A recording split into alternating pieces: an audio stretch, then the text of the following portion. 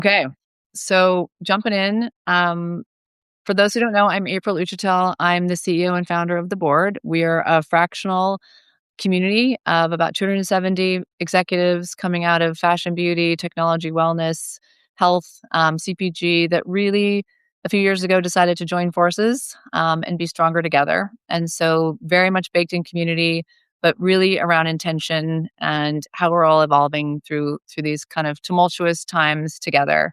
And I personally have talked to about 3,000 people, maybe more, over the last 5 years, and have heard a lot of journey stories and decided to kind of do this live once a month with our members to bring some of those stories to life. To me, it's really about how we connect. I think hearing someone's story, where it resonates with you, where it inspires you, where you can see yourself in it, where you're moved or motivated by it, what you can Frankenstein from it and bring into your own practices is such a powerful piece of our community. And so we just wanted to bring that to life. I'm super excited to talk to Faye today. I always say that vulnerability is one of our superpowers, and I can't think of anybody who embraces that more than you, Faye. So I just love, to kind of hand the floor over and hear a little bit about, where you're from and tell us how that has impacted your career journey so far. Yeah. Well, what a great question. By the way, no small feat. How many people do you say you chatted We're about with? 270. It's been really quite a journey. And like I said, this hearing the stories. So everybody I hop on a call with tells me where they were, kind of that fuck it moment. And then Yeah. and so I'm like, okay, how do we bring this conversation to life? Because we all have that moment and probably many of those moments in our career, and they become the catalysts that kind of send you on a different direction. And Yeah.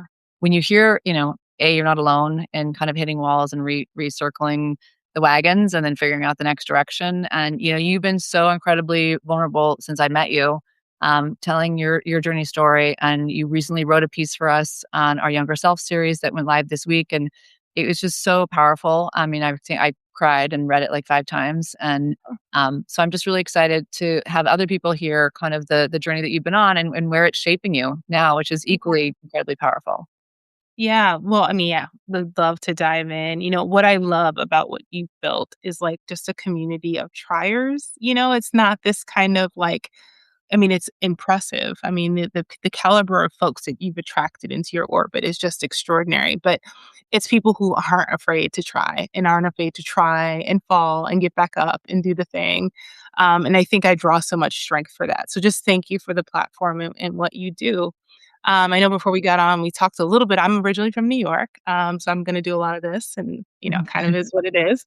Born and raised in Queens. My career journey has definitely been kind of twisty turny. I started out in law. I practiced law for about a decade, while at the same time just nurturing this love of media and writing and art.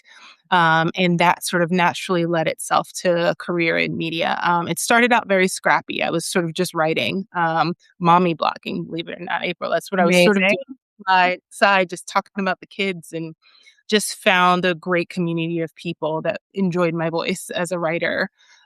So started doing that, started my own website, and that naturally just transitioned into me taking This roles is in why we're media. still doing practicing law. While I was still doing law, I had one of those like moments, pivotal moments. I remember chatting with my sister-in-law about sort of these two paths I was going on. And she was like, hey, maybe you should pick one. And I thought, You're not for, early in the portfolio career. But yeah, it was for sure. And I still had little ones. So I think there was a part of me that was like, I don't know if this is sustainable to try to do these two things at once. So that choice was an important one for me, but media and journalism was where my heart was. So decided to kind of jump in. Started out working in trade publications. I always say it was like my easing out of law because I worked with a lot of lawyers when I first started.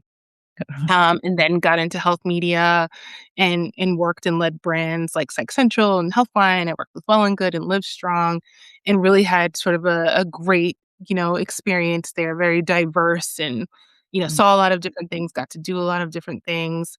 And like many of us in media and journalism, hit that point where it was like, okay, things are shifting very rapidly.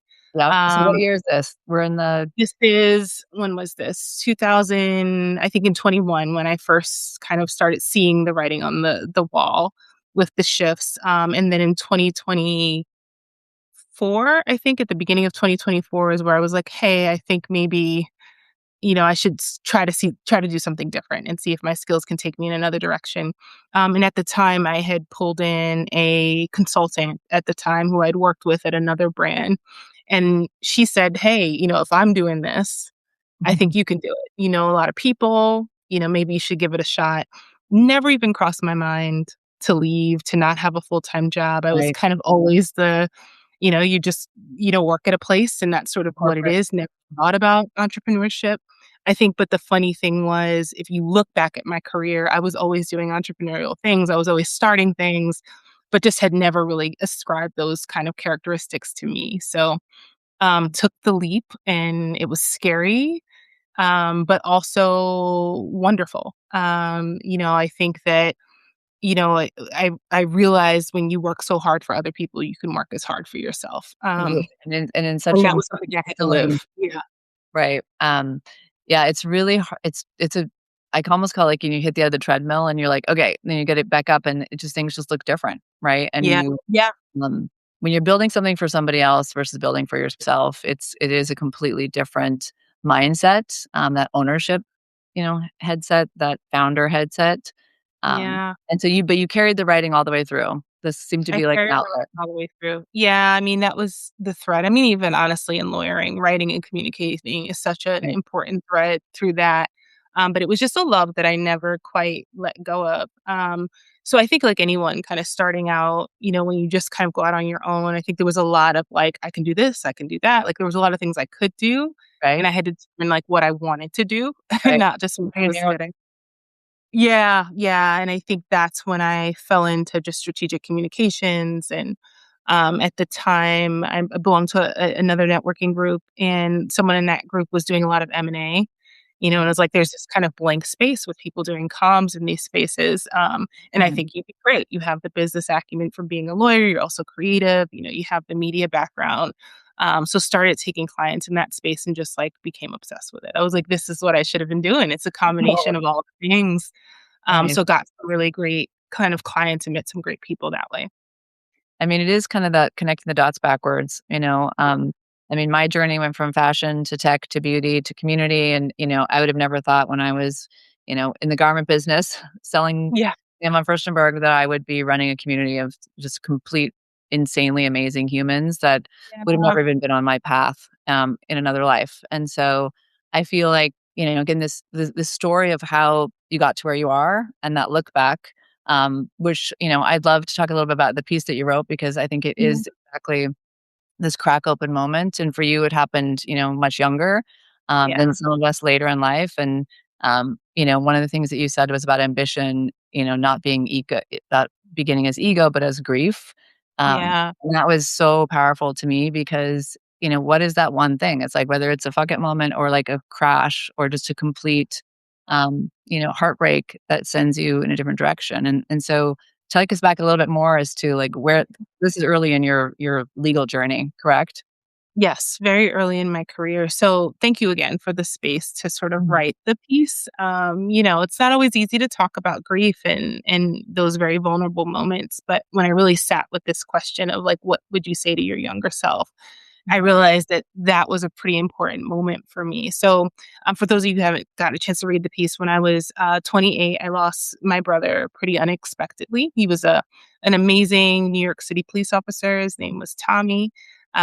He was there for 9/11. It was a hero in so many ways. And I think, like many of the folks that were down there that day, they just sort of developed, longer term illnesses and things that they didn't even know. So in the span of, I think it was pretty 24 hours from getting sick to passing away. Wow. He was obviously something he had been dealing with for a long time, but did not understand the severity of it. Mm. And just passed away very unexpectedly. And I think I say in the piece, I mean, it was a beautiful day. I still remember, I mean, the sun was shining.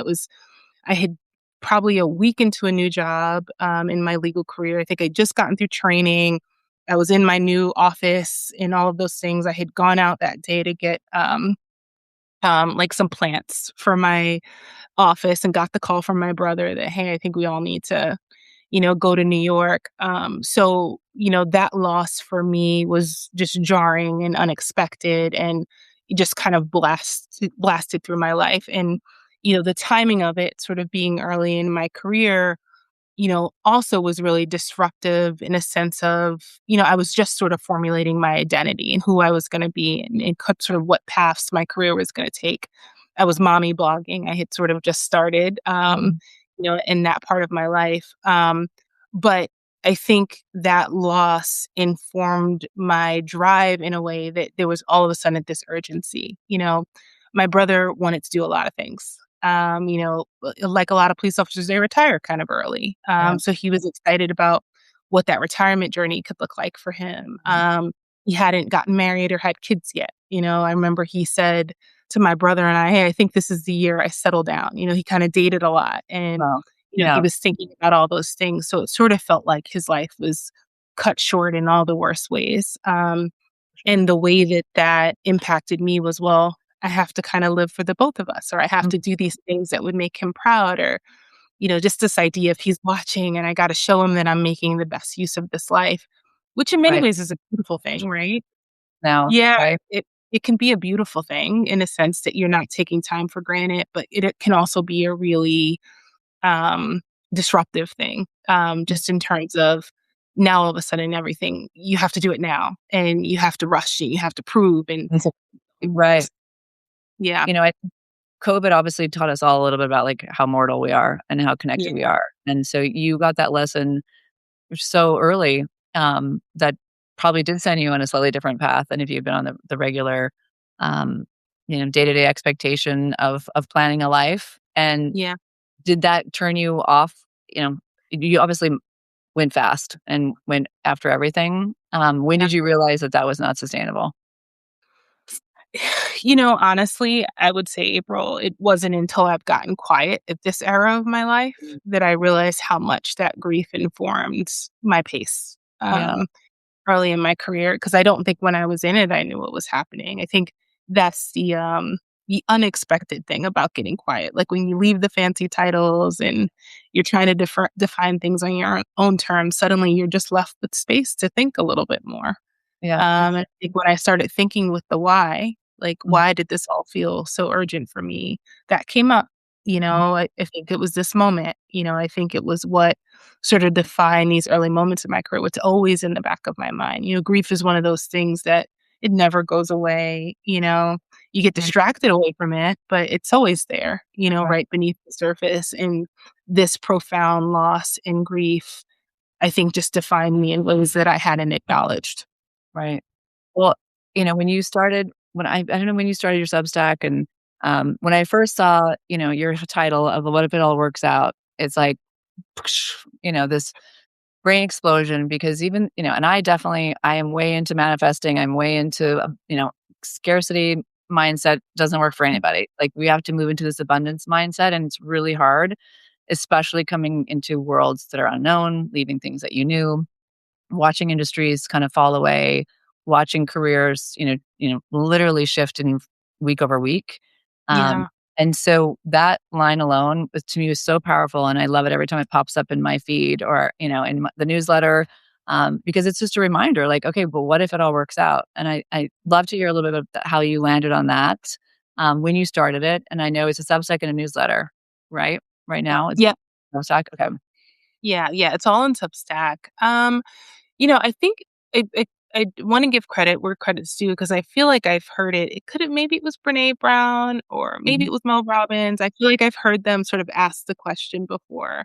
And I think the first time I heard it, it just interrupted a lot for me because I think that I wasn't operating from a what if it all works out. I was more like, what if it doesn't? Right. And I Really, what need am plan how B. to change. Yeah, how do I plan?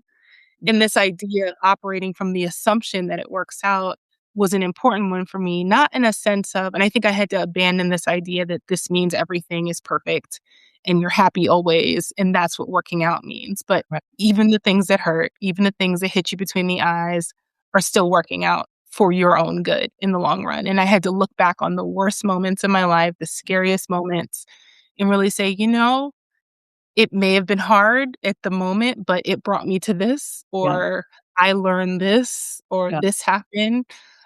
So it just was something that I reconciled in a big way, and I was like, "I need to always be saying this and remembering it." So I it mean, seemed like always. I think it's like 5 times a day. yeah, yeah. Especially in our current political climate, Yeah, there's just so much fear. I got the news is horrific on a daily basis, and we're trying to kind of compartmentalize our lives of, our mundane daily tasks to the big dreams and ambitions we have to the yeah, fear that comes along with change.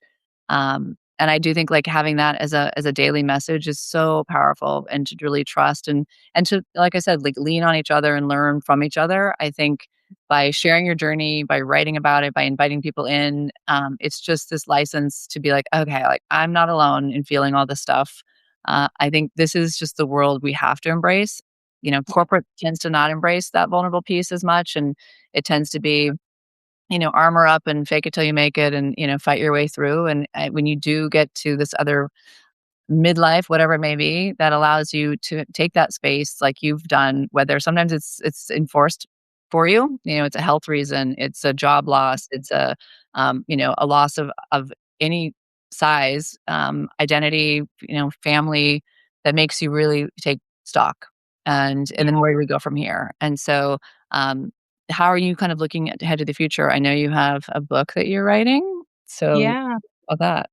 Yeah, well, I'm loving the Substack community, so I'll say that first. Gonna keep that up with What If It All Works Out.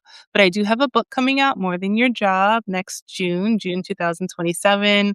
I'm so excited. It kind of touches on all of this, sort of what does it look like to sort of keep hold of your identity as things shift around you. That has been informed by a lot of conversations on my end. I've had a lot of great conversations with people in different careers, different titles, and what have been those anchoring points in their And are you lives. doing And different industries? Like, what's your schedule? yeah, cross industry. It was really important to me to also have age diversity. I wanted to talk to people at all kind of levels in their career and life.